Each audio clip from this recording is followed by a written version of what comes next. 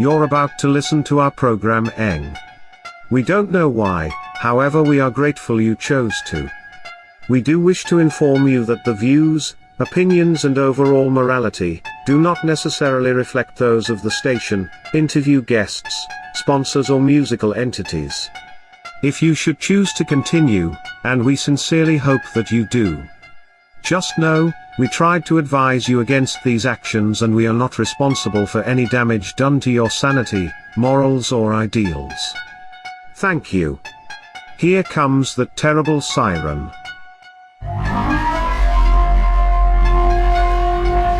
One of us. One of us.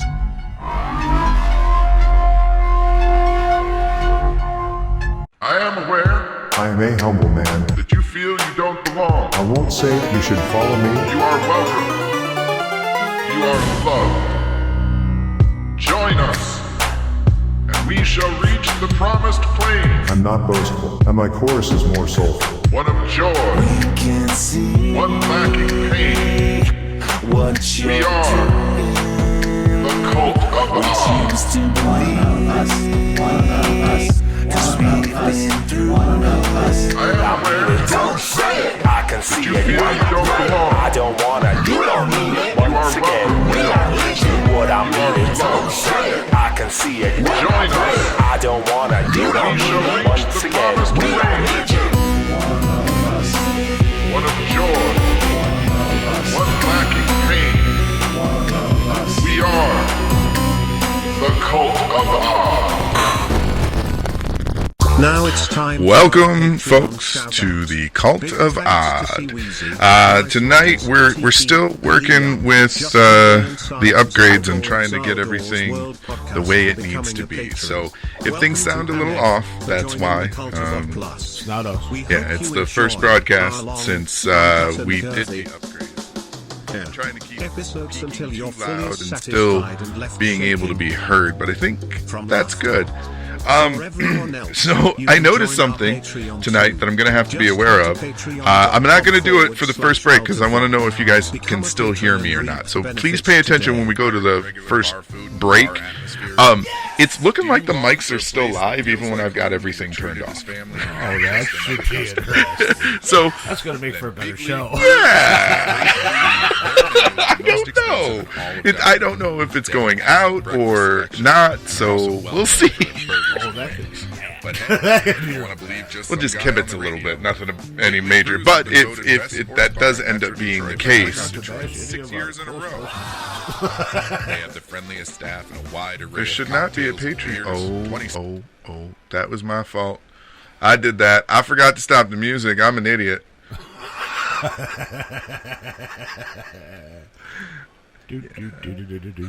So, yeah, it's been 2 weeks and we've got all new toys and we don't know what we're doing again. I broke it. Still. Okay, wait. Before we go much further, what is this giant R2-D2 looking thing I got sitting in front of me blinking at me? That is my new baby. That's your new baby. It looks like an air conditioner unit with an attitude. What the hell is this thing? I take it this is the new computer. Yes. It's big, it's bulky, and it's got a radiator. And a blinking red light. A blinking red light, yeah. So, what's her name? Her name is Elvira. Elvira, the mistress of the dark. Yep. With a flashing red light. Elvira is the name that won. I didn't vote for Elvira, but I can deal with it. Hey, the one I truly wanted didn't get any vote other than my own. Yours. I started my own campaign against you. That's not surprising. It's not the first time. It won't be the last. So yeah, Elvira is the name that won. Elvira. And she is a beast of a machine. She's a big one. About a fat bottom girl. We got one right here. With AC. Yeah, technically now this one's got actual AC comes with her. Well, that's because, so instead of just a fan system, she's liquid cooled. I bet she is. It looks like she does a lot of things. Where did she dispense soda? No. It looks like she could. Thank you, Hootis. I stopped that. No coffee, no tea, no nothing. Okay. But you just see here blinks and hums and grinds, eh? well, no more grinding. I'm deaf and I hear that. What you're hearing is the fan running. Oh, okay. Yeah, the got old its own machine. fan. Yeah, the old Like machine us. grind. But yeah, that is the new cultivad machine. Elvira. Welcome to the show, Elvira. You're gonna love it here. She's still technically Frank though, too, because there's 2 pieces of Frank left in her. I don't want to know what to. There seems to be a problem. Everybody's switching gender. This has got the same parts. It's got the old graphics card and the old audio card from Frank. Cool. So those were the only 2 pieces that I did not it's been replace. Frankenstein. Yeah. Well, Frank was Frankenstein to begin with. That's why it's called Frank. Oh, yeah, that's right. I remember now. And because I'm a huge nerd, I have the original sound card that started the show. Saved. I mean, okay. And I saved the old motherboard. I'm going to That put them. makes sense. I'm going to put them in shadow boxes. Oh, for a keepsake. Yeah. And the How audio. sentimental of you. Well, I mean, 15 years. You're going to have to explain to people why you got computer chips in a box. In a shadow box, Whatever. hung on the wall like art. Yeah. What's up with the funky art? It's history. Yeah. Well, I mean, technically, it is. Speaking of, I realized next Friday is officially 15 years. Really? Yep. Damn. This show's old. More so, officially 15 years since the moniker of Odd was born. Ah, okay. Well, that's all in the same Yeah. stroke, really.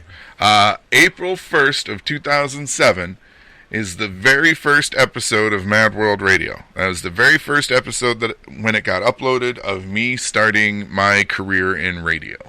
Yeah, that's not all that long ago. 15 years.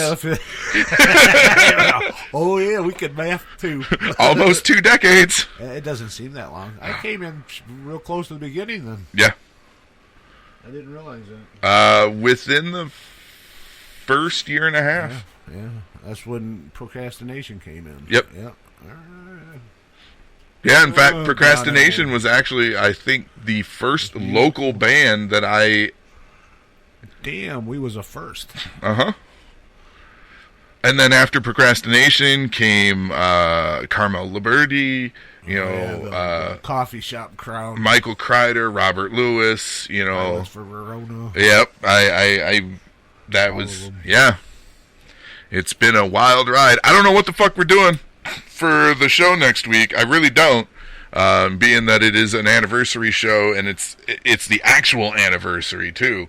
If I had access to that old hard drive, I probably would Bring have up pulled some. up clips and stuff, Yeah, but we don't want to hear our old selves. I do have access to 3 of the old Mad World Radio episodes. Oh, yeah? Yeah, the first 3.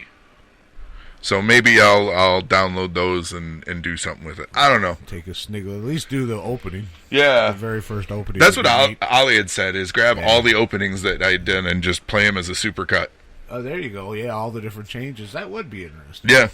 I'd So even enjoy that. maybe I'll do that. That's an idea. Please check out our merch shop and buy merch. Because, Merch. We're hard at work. Making more for you. yeah, every day. Every day I sit down and come up with some idea. Yeah, that last one went fast. Oh, well, yeah, actually, since we're talking about it. Yep, there it is. So I went over and visited Ace earlier in the week, and thanks, Nicole. Who just said, wait, did you guys just say Violets for Verona? That's a blast from the past. Yeah, not. They're probably not around as far as I know, anyway. So I went over to Ace's house the other day, Tuesday, and was shooting the shit with him. And we got talking about the upcoming trip that he and his brother are going to take again. So that means that at some point this year, we will be getting Captain Ron reports again from the road. Captain Ron reports on the horizon. Yeah. So last year, I had goofily made just T-shirts. Yeah, some quick little design, and they were at the tail end of it when I had come up with over. it. Yeah. And so we didn't know it was almost over, but it was almost over. that seems to be the main thesis of the trip is we don't know what's going on. No, we still don't. Anyways, while we were sitting there talking, Ace had grabbed a piece of paper and he's like, I got an idea that I want you to do. And he sketched it out and gave it to me and wrote down all the particulars and whatnot. And he was like, I want tour shirt. I want this done as a design, and I want tour shirts and maybe a poster done so they can be bought when we go on tour. I was like, okay. Well, I wanted shirts and posters to hawk to my family, especially because everybody was like, you guys should have made a shirt last time. And I was like, we did. Nobody bought it. So we was discussing, and what tripped me out is, like he said, I just sketched out a quick little sketch of basically rough idea what I wanted on a piece of lined paper. Talked about it for about a half an hour. He took off. About, well, I don't know, hour and a half later, I get a ding. How's this? It was done. I was like, damn. That took me 3 days to do. Well, I mean, and you know, you had the time to sit and figure out exactly everything you wanted in it. Yeah, but still, you had to do it on the computer. Yeah. That slows me down. That just speeds you up. Yeah, if I had to do it the way you did it, oh man, it would take for fucking like ever. I said, what you do is, as far as I'm concerned, computer art. Yeah. I couldn't do what you do. I can draw a picture, paint a picture, but I can't do what you do on a computer. And I can't draw or paint, even though I've thought about getting into painting, you know, and just being like abstract, because that's a lot of the art that I enjoy to begin with. Paul anyways, Stanley's getting rich on it. Abstract splatter art, things like that, you know, things that appeal to me. Chaos on a canvas. But yeah, I can't draw to save my life. My brother is super fucking talented. Yeah, he's real talented. And my mom was too, and it skipped over me. Well, I don't think it skipped over me per se. It's just I can't do it the way they do. You can't graphically do it. Yours is verbal. You're an artist of words. Yeah. Or give me a graphic design program, give me an audio editing program, you know, give me a microphone. I can create art. You're a good storyteller also. Yeah. I try to be. That's something we have in common. We're both good at shooting the shit. You can't bullshit a bullshitter. Yeah, we flinging shit everywhere. So, be on the lookout. As soon as they actually take off on the trip, the merch will go up. In the planning phases, but as far as we know, you're definitely going to get a Captain Ron 2022 reports here in another. Yeah, I don't know. Sometime this summer, we'll say that. Because I don't really know when we're leaving. And when the design finally does go up, I've got a picture of this saved. I'm going to put a side by side of this is what I was given. And this is what I created. Yeah, you should. Because that looks nothing like what came out of it. So there's a T-shirt design, and then there's a poster design. The poster design, I admit, it's something that I had laying around already, something that I was fucking with on my own. And hadn't like put up or anything like that. It was just take the T-shirt design and put it over what I already made. Hey, it works. I took a couple of things out. I did change it a little bit though. You left the Bigfoot, didn't you? Yeah, I left the Bigfoot in. Why did you leave Bigfoot? No, before I showed it to you, there was an alien with a beam and stuff among the trees. Yeah, no, I pulled it out. Oh, okay. And then that dirt road that's there wasn't there before. You look confused by the dirt road. I didn't know what that was. Yeah, down at the bottom it was supposed to be. Thing? Yeah, it was supposed to be just like a dirt path. I guess the brown confused me, but yeah, a path would work. Yeah, and then there's Bigfoot in there because you know we're always looking. Always. He's everywhere. Actually, it sounds like Ace is going to abscond with me at some point in the not too distant future, and we're going to go Bigfoot hunting. This year we're going to take Odd up into the North Woods, and if I don't come back, well, it's been nice knowing y'all. We're going to experience the Northern Woods, Martin style. which means a lot of coffee and a lot of weed. Yes. You'll see something. He'll never be the same again. He'll never leave this basement. I ain't going anywhere. Fuck you. Pretty close to that now. Yeah, this won't help. I sent you the interview that I did for this week Yes, I watched it. with Harley Wallen. Yeah, that was pretty good. Yeah, Harley. I didn't really know who he was, but the interview was great. Yeah, well, and see, that's the thing. In some of the interviews, you might not know who they are. That's why they're being interviewed. Yeah, Harley is a Swedish-born filmmaker, MMA fighter, actor who transplanted here to not only the U.S. but Michigan specifically. That's what I loved about the interview. You said, coming from Sweden and the best healthcare, why the hell would you move here? Yeah, why? Good question. Good question. Yes. Hey, tell me why. I'd love to know.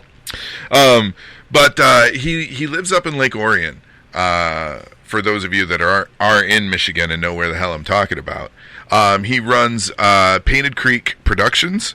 And he has there's actually a TV show on Tubi that he's a part of and responsible for called Tale of Tales. So that's tale like a story of tales like what's on the back of an animal.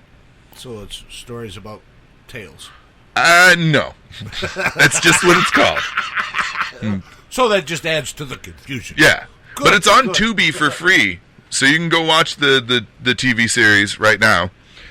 He's got a movie that's finishing the festival circuit that's called Ash and Bone. It's a horror movie.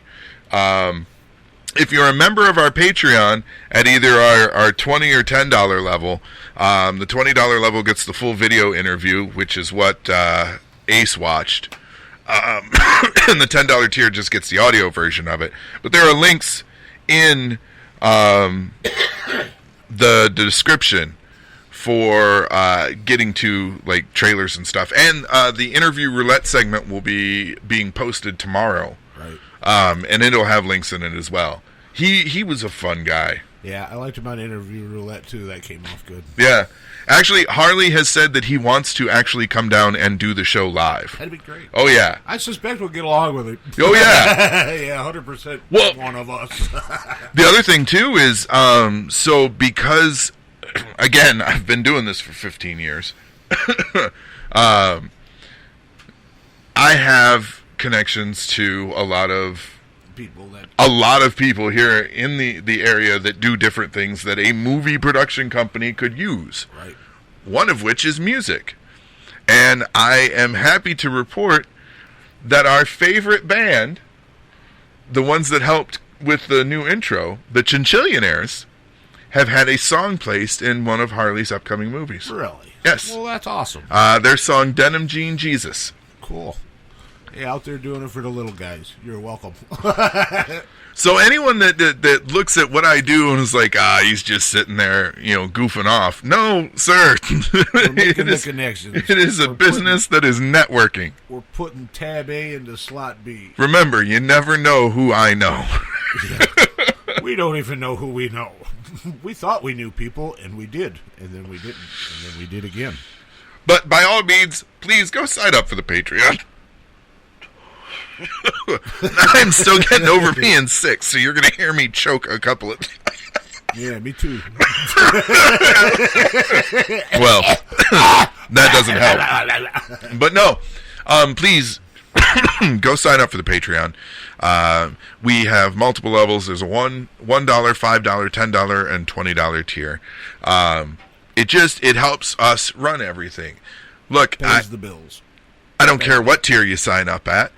There's more offered at the higher tiers, of course, because that's how Patreon structure works. At the $1 tier, we give you a shout out. We say thank you. Thank you. At the $5 tier, very much. we give you a shout out. You get access to all of the backlog of episodes in their entirety, so all 3 hours of the show. Yeah, endlessly. I mean, you could sit and listen to that for days. We all past and future, as long as you're a patron at the $5 level. You also get a coupon code for Motor City Candleworks for the good stuff. That'll get you 10% off to use on their website for all of your orders. At the $10 tier, you get all that was previously mentioned, plus the audio versions of the interviews. And then at the $20 tier, you get all that was mentioned, plus the video of the interviews, so you can actually see the people I'm talking to and see me. And you also get a 15% off coupon to use at Motor City Candleworks website for all of your orders. So if I wanted to see the video, what level Patreon do I got to pay? 20. 20. That's reasonable. I like seeing them. I like watching the interaction between you and the other person. And the reason I did it is there's extra work that is involved. Well, yeah, every time you add a layer, there's more work. Right, and, not only doing the interviews, one, I hate being on camera. Like, You don't even like your picture taken. No, I absolutely fucking hate it.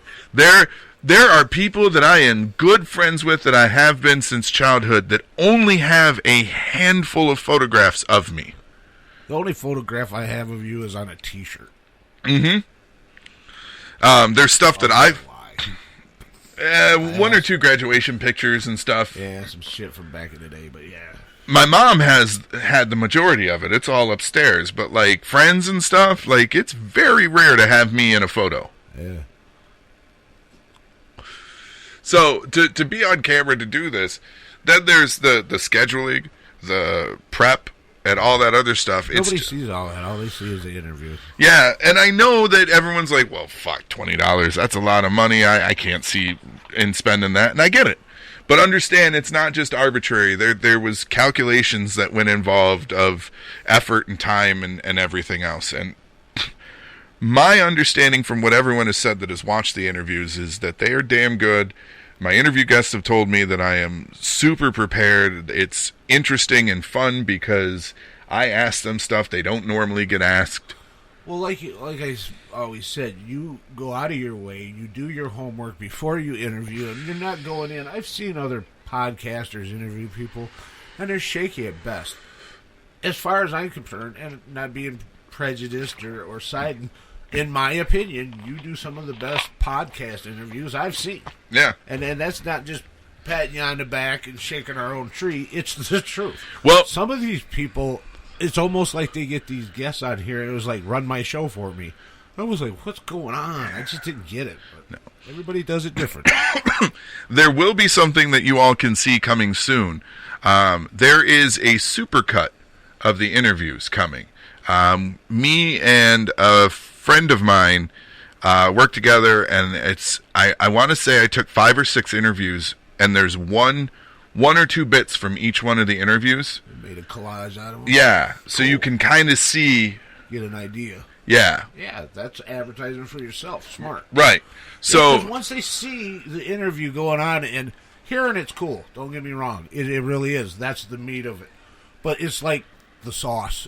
To watch them roll their eyes and pick at their tooth and scratch their head trying to figure out the answers to these questions, it's worth the price of admission, in my opinion. Well, and there's an aspect that I fell in love with doing these interviews, is that, yeah, I can do them over the phone all day long.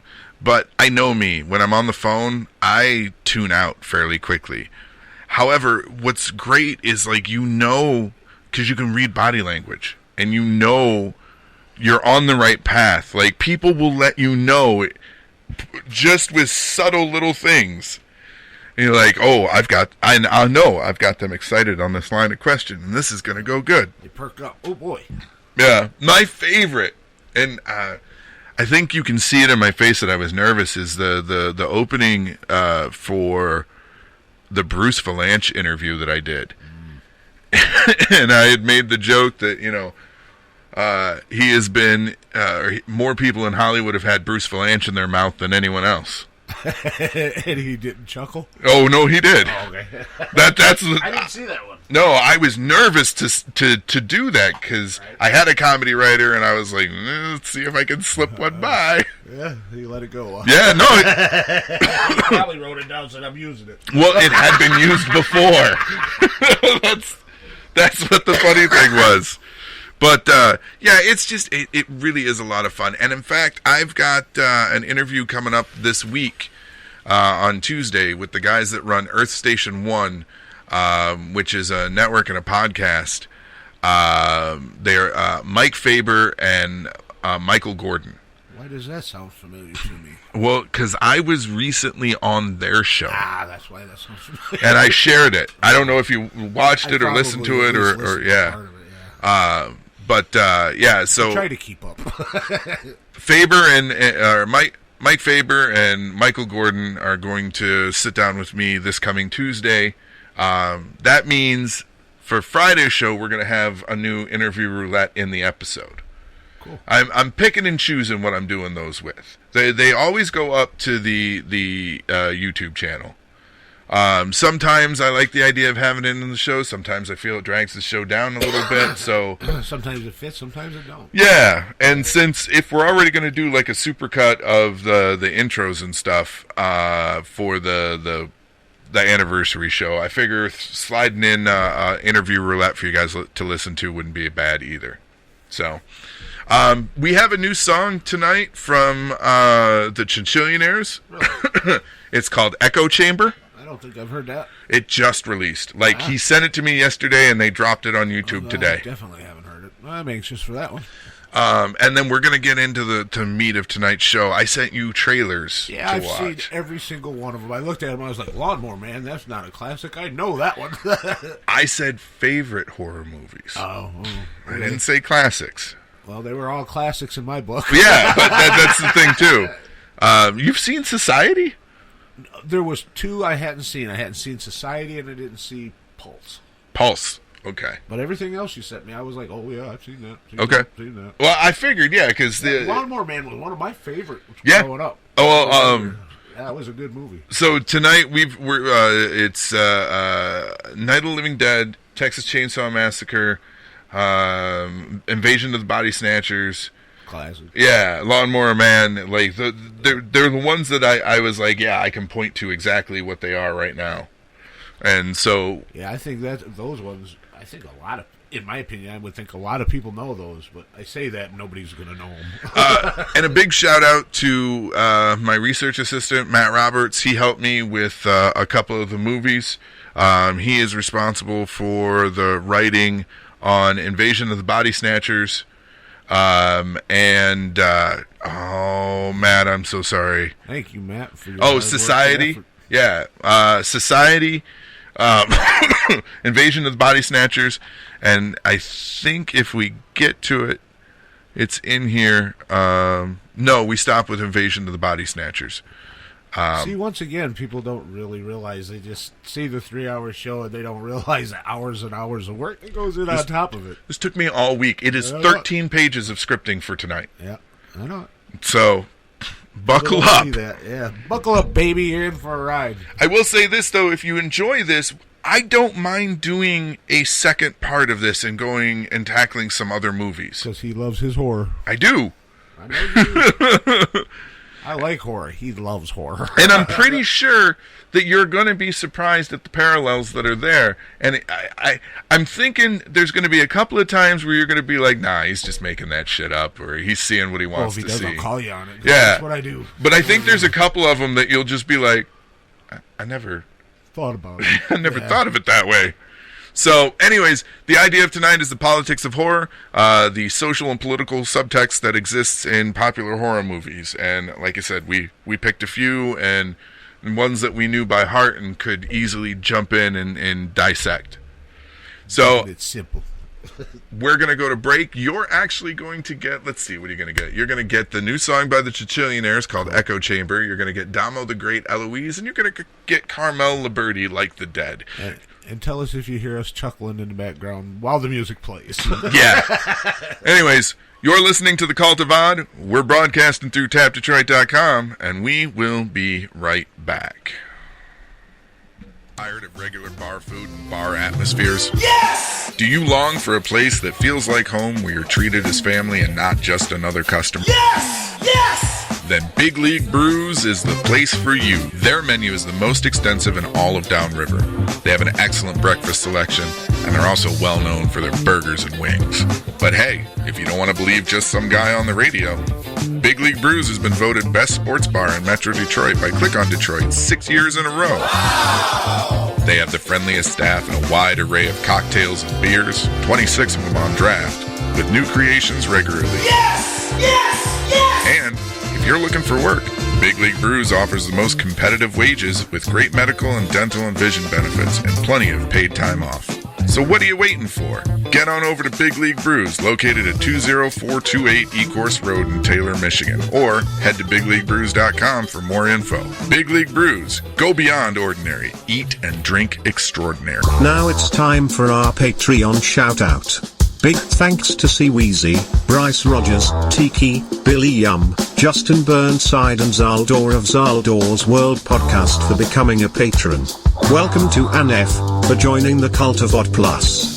We hope you enjoy our long, uncut and girthy episodes until you're fully satisfied and left shaking from laughter. For everyone else, you can join our Patreon too. Just head to patreon.com/cultofvod. Become a patron and reap the benefits today.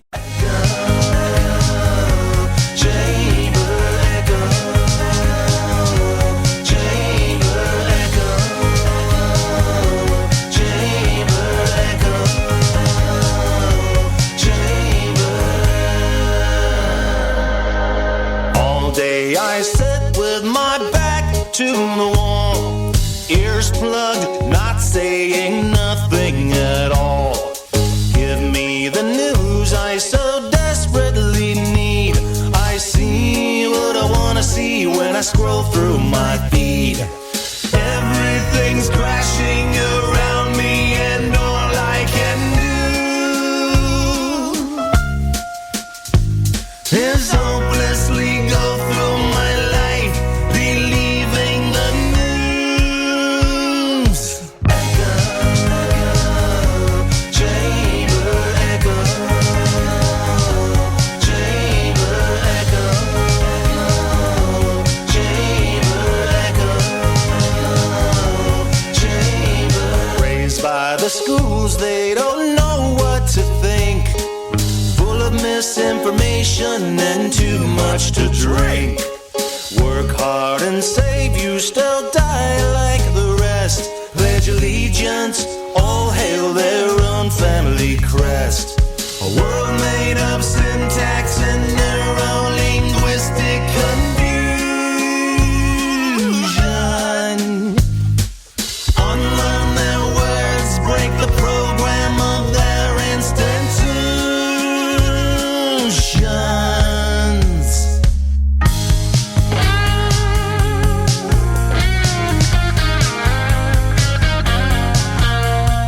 Echo, chamber echo, chamber echo, chamber echo,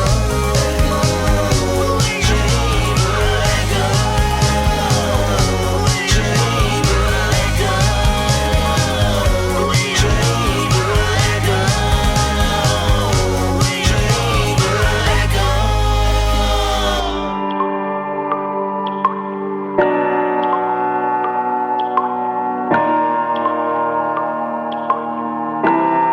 It is an eerie story about a former hospital in Metro Detroit. The building now houses Wayne County employees. Now, some claim that they have run into ghosts. Our Paula Tubman teams up with some experts to put that claim to the test. Here's what she found. They said I had a loose screw, no boundaries. Pump me through authority and tie my arms around me. Sleep soundly, you will hear. Sometimes I can't tell even if the voice is real. The quarter pill, it was just another casualty. They said I lost control, now they're questioning my faculties. Actually, on one hand, they made me right. I don't remember anything that happened that night. A bright light, final destination. Only thing that they can do is treat my head with medication. The complications are abundantly clear. I don't remember shit.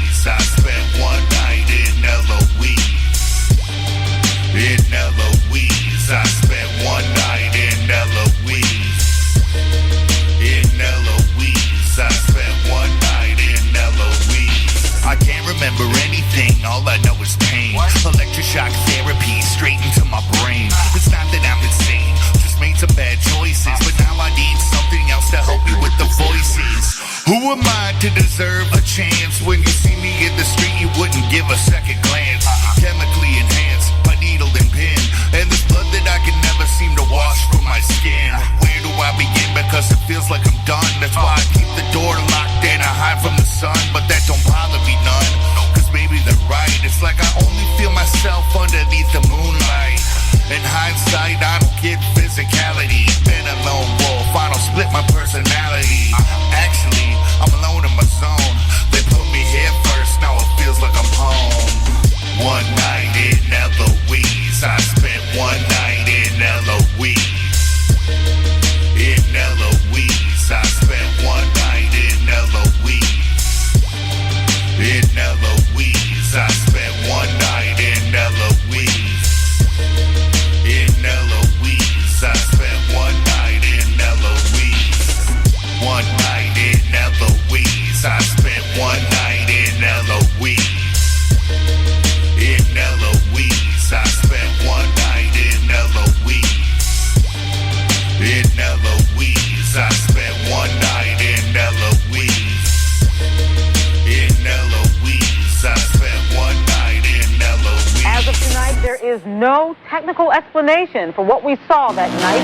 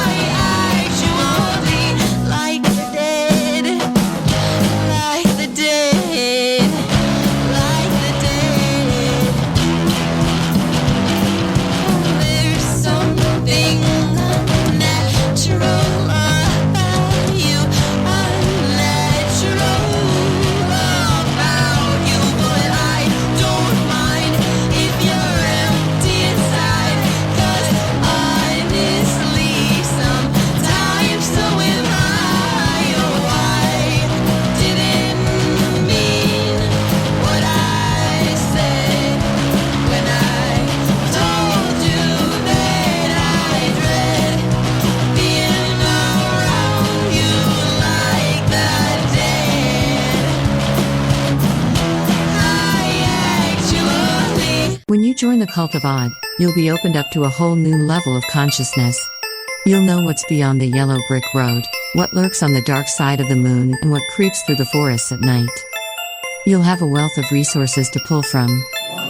A group of favorite mentors and spiritual enforcers that will guide you to the path of Odd. You're our family, even if you don't know it yet. Once a member, you become one for life. Because if you leave the warmth and love of Odd, you're dead to us. Head to patreon.com/cult of Odd. It sees you and knows you want it. Embrace it today. You are having way too much fun with this cult of Odd thing. Well, you know, a boy and his toys, right? I warned y'all. I tried to warn you. Relax. It's just a cult. I mean, it's just a podcast.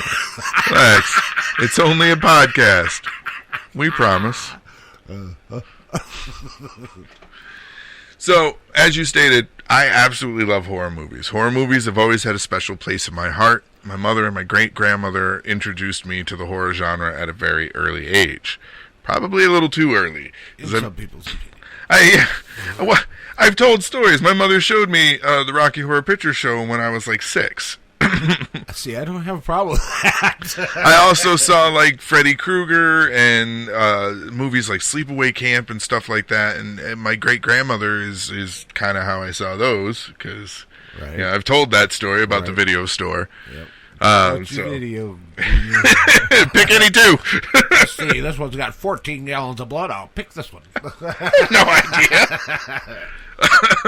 But no, so growing up, I had a really good appreciation for horror movies, and it sparked a lifelong love and minor obsession with the genre.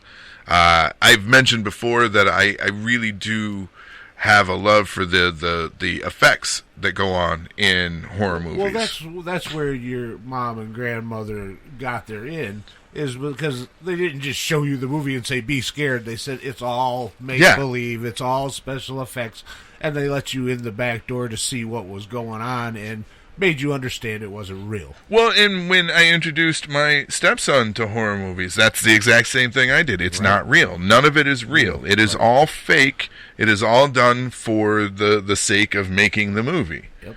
And then that sparks their interest. How do they do that? Yeah.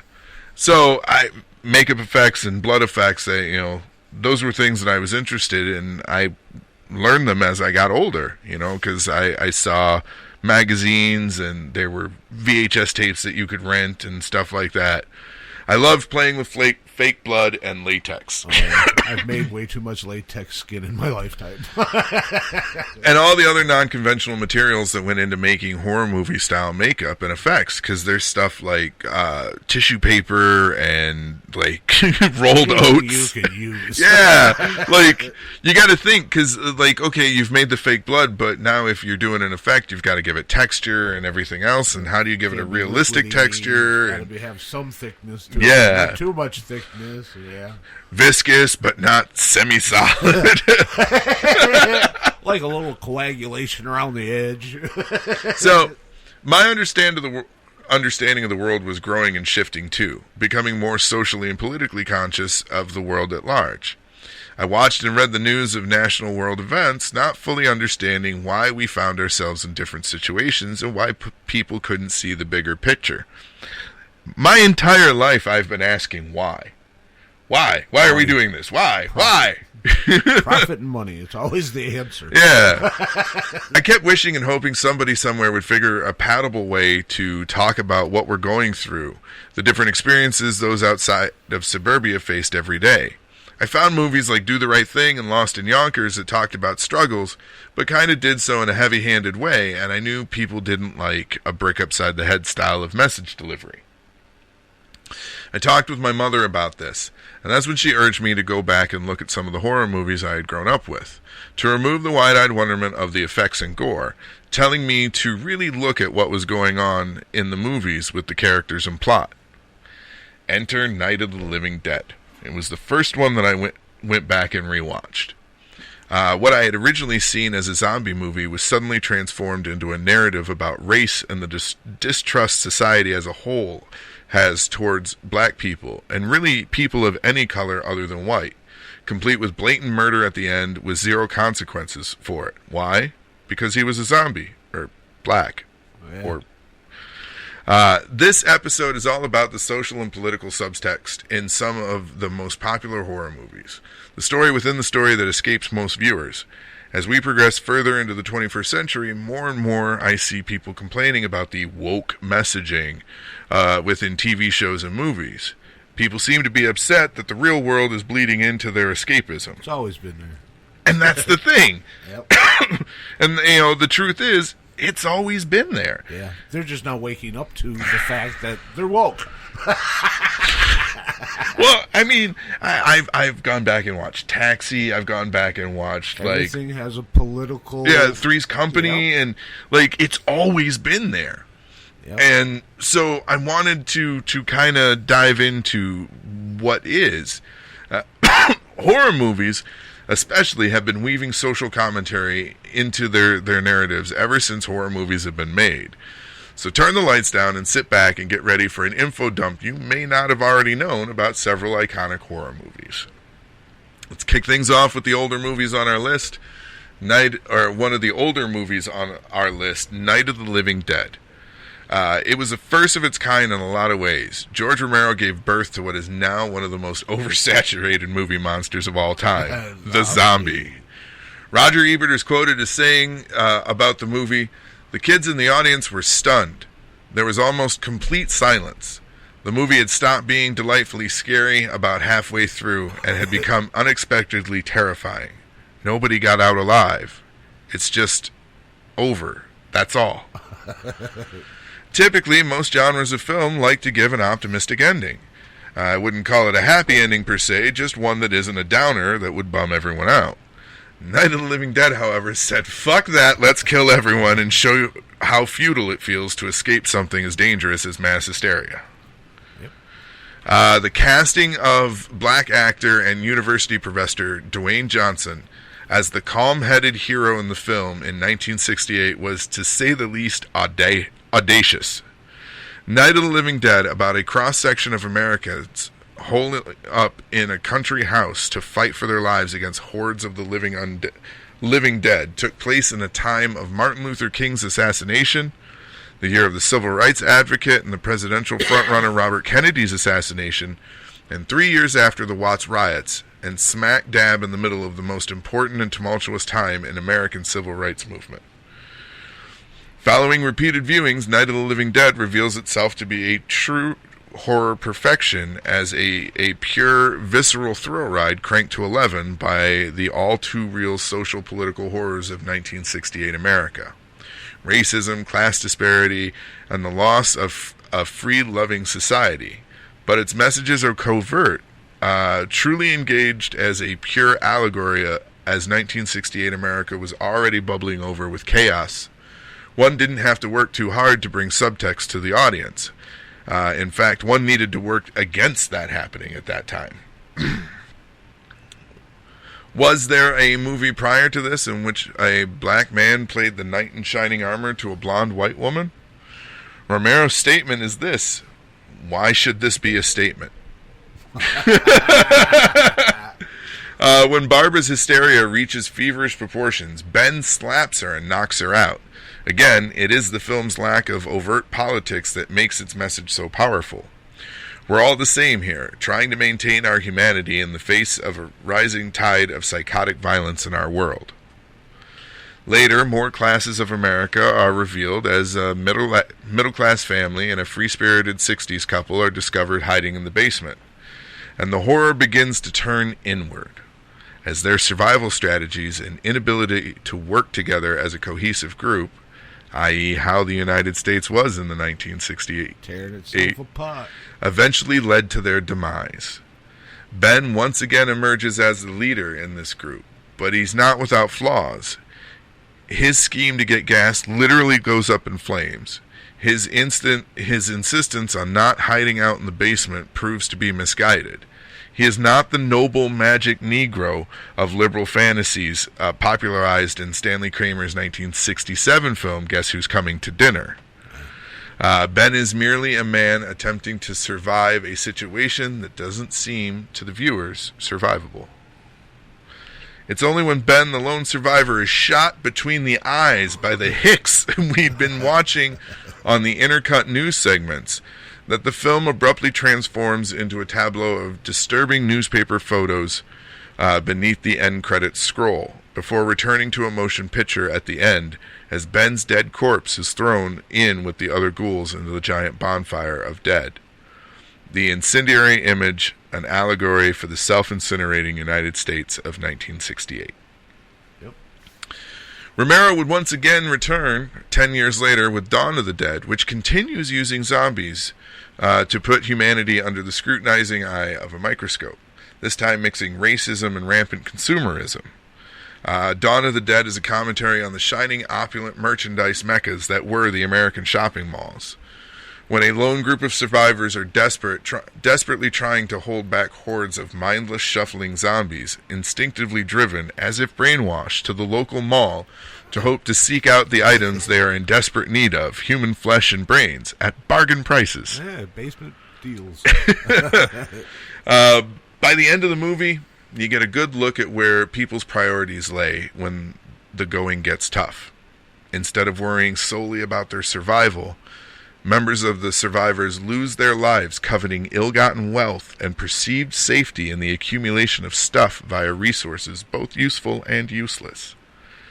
These would be common underlying themes in all of Romero's movies, including the distrust of authority and the secretive nature of our government and military-industrial complex, showing how little concern they have for the preservation of human life within these outbreak zones. Imagine that. They don't care about us? Come on. Now, my question is, you're older than I am. Yeah. You will have seen the movie at least a handful of times. Mm-hmm. Did you see all that in the beginning? No, I never took anything more out of it on face value than a horror movie about zombies. I did notice that the lead actor was a black guy, and then you just didn't see that. Even back when I first saw it, it just didn't happen. Right. And I don't think that even struck me as different or impressive, the thrill of the zombies and the excitement of the movie. But yeah, the first time I walked away just thinking it was the scariest movie I'd ever seen. But yeah, as I got older and started realizing what the world is, I started realizing, hey, these movies are commercials. So yeah, I went back and I said, oh, there it is. The funny thing is there's a lot of it. In all movies. People don't... There's not a movie that ain't backed by some kind of politics or trying to get some kind of political point across. Usually. Yeah. I haven't found one that isn't. But name one. I can't. I guess the reason I wanted to do this episode is that horror movies are not where you would typically think to find it. Yeah, but there's product placement. I mean, you get right down to it. There you go. Yeah, I think Leatherface was using a still chainsaw this time. Yeah. Yeah, but like I said, product placement, man. Well, I think it was a Freddy movie, had Pepsi in it, and I was like, Pepsi? Okay, so Freddy movies kind of get a pass because they're almost like the Scream movies, where they started to become a parody of themselves. They started to become self-aware, More which tongue-in-cheek. Yeah, which worked for them. Yeah. That's one of the reasons why I've always thought Freddy was one of the best of the monster slashers. Freddy's not a monster. He's a comedian. He's a comedian with knives on his head. If he gets you when you're asleep, he's basically magic, okay? He's a cutting comedian. But if he gets you while you're asleep, he's basically magic. Yes, he's a magician with cutting edge. Cutting edge musician comic. He's not scary. What made him scary is the fact that he was making fun of you while he was doing it to me. That's what I thought sold Freddy for me. What sold Freddy is you can't get away from him. He's in your dreams. Eventually, you got to go to sleep and he's waiting for you. That was the scary part. The anticipation of not falling asleep. Well, for me, it was the fact that, Once you fell asleep, he's going to have his way, and it's going to be funny. I had seen Jason, I had seen Michael, I had seen Leatherface, and it's just this big lumbering Hulk coming after you. At least with Freddy, there was some pizzazz. I still like my Jason. I love that the boy can never run, just casually walk and always get there. Everybody. Yeah. Yeah, I love it. Cars, trucks. Well, Michael Myers can theoretically do that too. Yeah. And Leatherface can pop up on you. Yeah, well, Leatherface had his tunnels, so you could go that way. But, yeah, Jason, I always loved that. He just slowly kept walking forever and always beat you there. I don't know how either. Yeah, no, nobody does. He's magical. I know one of the most hated Jason movies I absolutely love, which is Jason X. I love that one. It's a great one. Just goofy Jason in space. Should have been a cartoon. A series. All right, so another great example of the mostly hidden subtext is Tobe Hooper's 1974 classic Texas Chainsaw Massacre. It was a masterpiece of external and internal horror storytelling. One so brilliant and scary, arguably the scariest film ever, that it begs the question, was its subtext intentional or accidental brilliance? It's easy to dismiss this picture as a well-executed, no pun intended, exploitation with its seemingly straightforward horror story, since duplicated innumerable times. youngsters going for a ride in the country who end up being slaughtered to death and eaten by a family of Ed Gein-like hillbillies. The screenplay for Texas Chainsaw Massacre by Tobe Hooper and Kim Henkel serves it up as an allegorical feast of fury and terror beneath the mundane story in the waning days of Vietnam. Their subtext, a righteous scream from hell about the forgotten rural have-nots of the United States. The class of Americans was frequently the one served up for infantry slaughter in Vietnam. It's as if they materialized in the form of a cannibalistic Texas family to exact their revenge. On the higher economic branches of society, represented in this case by 20-year-olds in a van whose parents could afford college and keep them blissfully unaware of the true Vietnam horror. And then their vengeance is exacted in ways we would not dare to imagine in our own worst nightmares. Only John Borman's Deliverance may come close to this film's subtextual Vietnam class backlash. Was this undercurrent purposefully woven into Hooper and Henkel's straightforward horror story, or did it bubble up in screenwriter and director Tobe Hooper's unconscious mind as a result of simply being a highly creative man of this time striving to make an exciting horror film? The question might be asked about any of the films featured below, or that we talk about. But it's a chicken and the egg question that'll never be answered satisfactorily, and it doesn't have to be. Yeah. When I first walked away from that movie, I always felt that was just pushing to see how far they could get away with before somebody stopped them. How gory can we get? And in hindsight, it's not that gory compared to what we got nowadays. No, because a lot of things, they use techniques that were interesting. Like when Leatherface goes to hang that girl up on the hook, everybody swears they saw the hook go through the girl. You never do. No, they cut away. Yeah. They played with your head. Yep. And that's what I came away with that movie is when I walked away from that the first time seeing it, I thought, man, they just did that to see how far they could push the boundaries. But, yeah, later I could see the undertones of it, too. But I always thought that. Was that just accidental? Is that us breathing into it more than that's there? But I don't think so. No, because, hold on, because a little bit later, in just a few paragraphs, I bring the remake into this because they really kind of drove it home there. All artists and products of their time, admittedly, most of the films and filmmakers of the 60s, 70s, and early 80s tend to examine our national morals and values through film, as it's considered important, for the lack of a better term, cool. In this context, it's interesting to view the 2003 remake of Texas Chainsaw Massacre, written as well by Kim Henkel and Tobe Hooper, as well as Scott Kosar, but produced by the king of surface action, Michael Bay.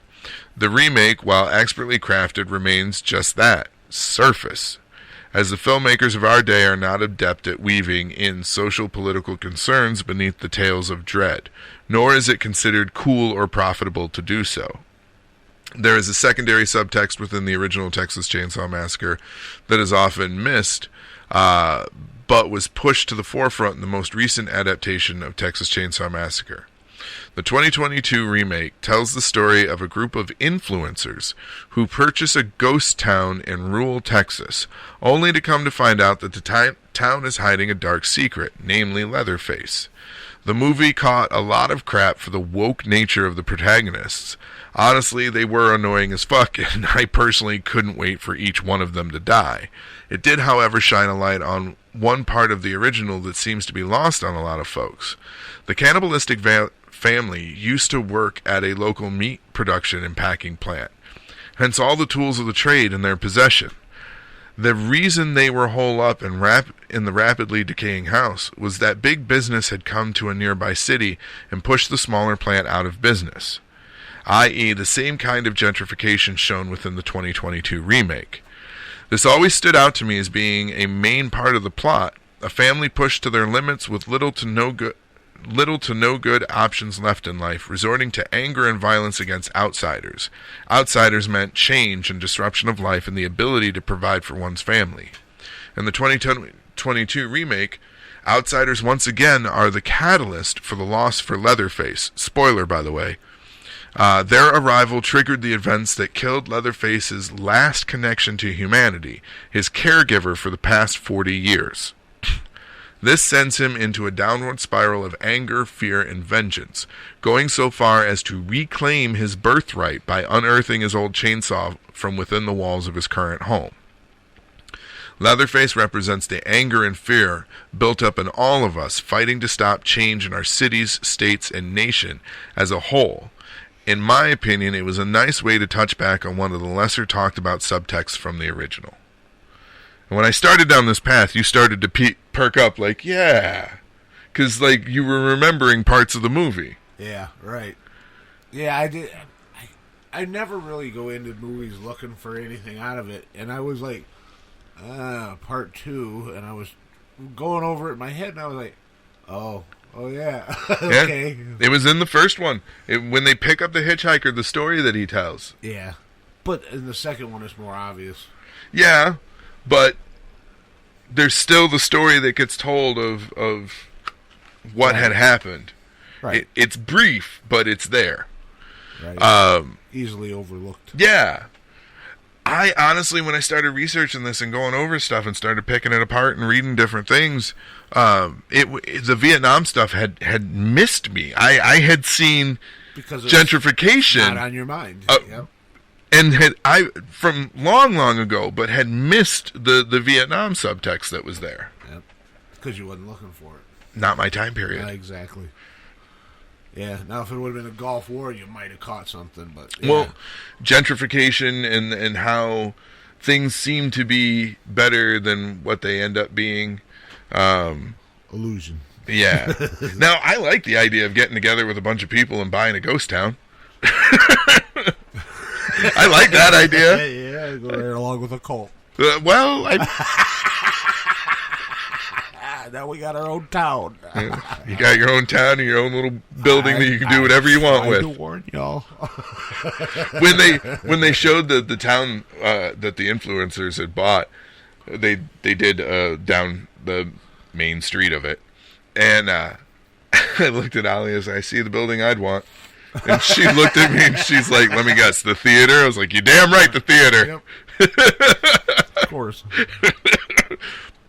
Ace gets a box seat. If I'm not on stage, I'll be up there heckling who is. Yeah, we'll be the two old guys from the Muppets. But no, I will say this. The new Texas Chainsaw Massacre wasn't terrible. I was never a fan of either one of them. I've watched them both, but yeah, it's just not my monster. Jason's my man. But yeah, I've seen them, and they are scary. There's like 7 of them. I see. You probably lost me around 3. Well, here's the thing. So Tobe Hooper was involved with this one, as I said, in the remake, and this time around, it's basically. They're not saying that anything after the first one, in between this one, didn't happen. They're just not overtly saying it did. Basically, Leatherface after that, goes to this orphanage, which becomes his home, and the caregiver and whatnot. Takes care of him until he dies or gets killed. Yeah, she dies, and then he goes batshit crazy and blames the influencers. Yep. Which it kind of is their fault. It always is. One of them. Not one of us. They're not. It's not necessarily something they could control, but they could have handled it better and it might not have happened. I don't know. I've always enjoyed picking apart my favorite movies, like watching them and enjoying them, but also every so often taking a very analytical look at the movies that I enjoy. This was actually kind of fun for me. Oh yeah, you was in your heyday. We've got more, but it is time to go to our break, and this is a good spot because now after this we're going to jump into things like techno horror, which Lawnmower Man and Pulse and movies like that. So we're going to go ahead and take our break here, and then when we come back, we're going to jump back into horror movies. You're listening to The Cult of Odd. We'll be right back. Hey, gang, it's me, Odd. If you guys enjoyed this episode, please make sure to leave a comment and let us know. We'll do more like this. If you want the full episode, head over to our Patreon at patreon.com/cultofodd to hear everything we had to say, because we talk about Pulse, Lawnmower Man, Invasion of the Body Snatchers, and go off on tangents on several other movies. So if you want to catch the full episode, like I said, it's available at our Patreon, and we thank you for your support.